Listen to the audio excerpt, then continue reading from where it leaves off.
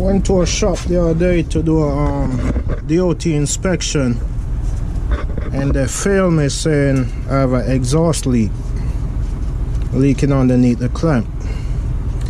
Now this is a new clamp that they put on. Look, that leak is worse than what they say I had leaking before. Before they put this on, it wasn't doing this right here. This is what I'm talking about when you hear me make these videos about some of these shops, man. I let them do it so I could pass the inspection, but you could see they didn't do a good job.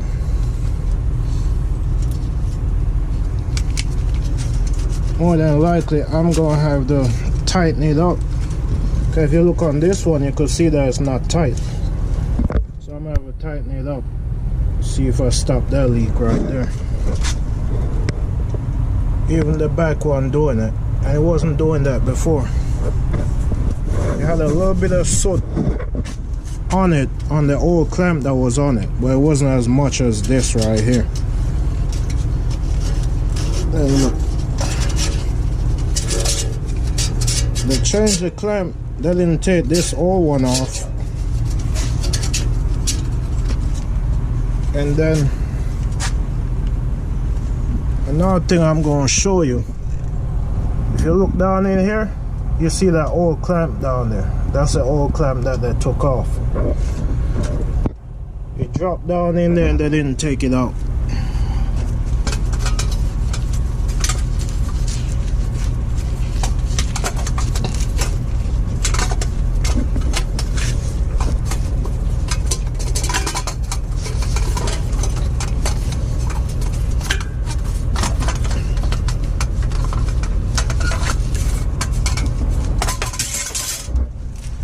You gotta be careful of these shops that you let work on your truck, man.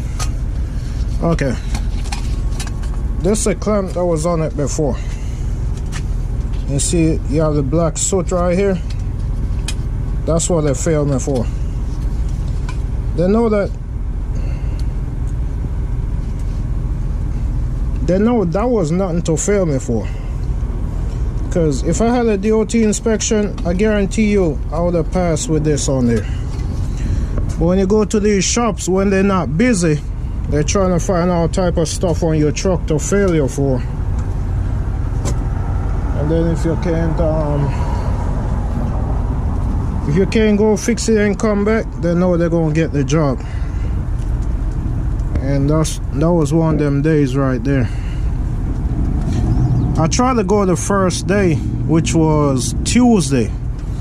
They were busy that day, so they didn't do it.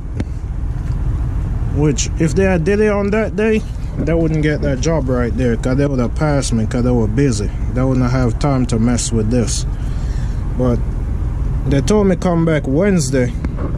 When I came back on the Wednesday, they weren't busy. So they had to find some type of busy work so they could make some money. But I tell you, man, being an owner op, it's like you're at the mercy of the shops, you're at the mercy of the DOT, you're at the mercy of everybody out here trying to make $1 off of you.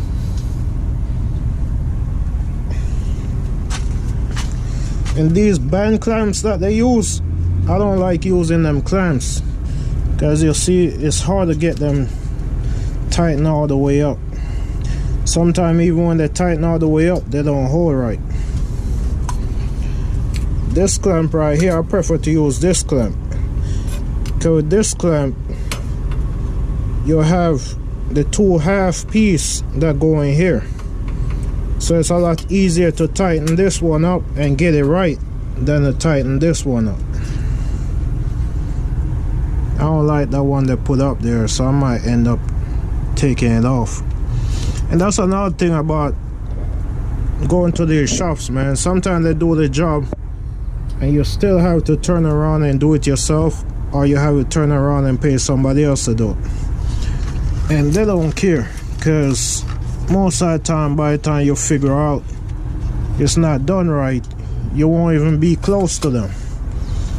So you're gonna have to either do it yourself or get somebody else wherever you had to do it. But that's what you gotta deal with out here sometime, man.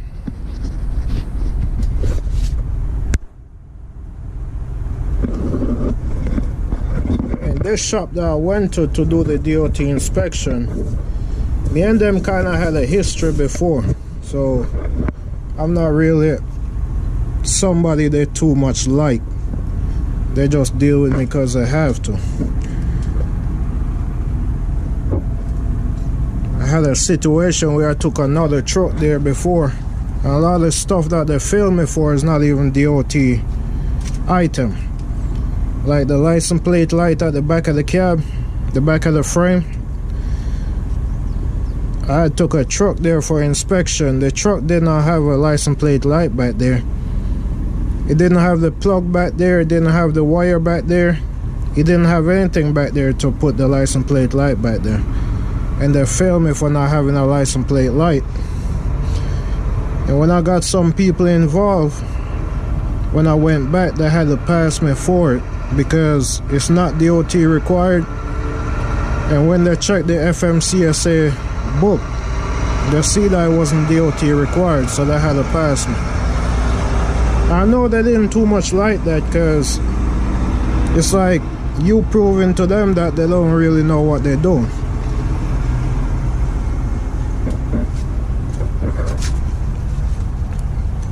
So, and sometimes I make some of these videos, man, just to show people. Yeah, you might say, some people out here say, well, they don't want to learn how to work on the truck. They're not interested in working on the truck. They'll just take it to a shop. But that's what you deal with when you take it to a shop. You spend a lot of unnecessary money. And one of the biggest reasons why a lot of new owner-operator fail is on repairs. You can never save up enough money to repair the truck, because you could have one repair that costs you $15,000. Some people say you're supposed to have $15,000, $20,000 in the bank for maintenance or for repairs, but can't nobody tell you exactly how much to have in the bank for repairs, because you might get out here and have no breakdown, or you might get out here and have one breakdown that costs you $20,000, $30,000.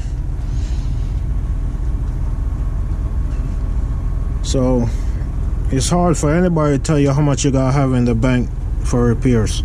The best I could tell you is just get out there and do it. Deal with whatever come when it come. You'll figure it out. If you're a quitter, you're gonna quit. But if you're not a quitter, you're gonna figure a way. And it's a lot of ways to make it work without paying $10,000, $20,000, $30,000.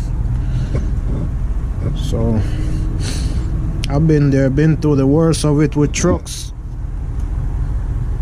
And I just figure out a way to make it work. Some people see where I'm at now. I didn't start right here. I've been through a lot with these trucks. Breakdown, losing trucks, all type of stuff. So if you want to do it, just get in there and do it. It's no right time to do it. You just gotta do it, because you're not gonna know what's gonna come until you get out there and start doing it. Then you see what you run into.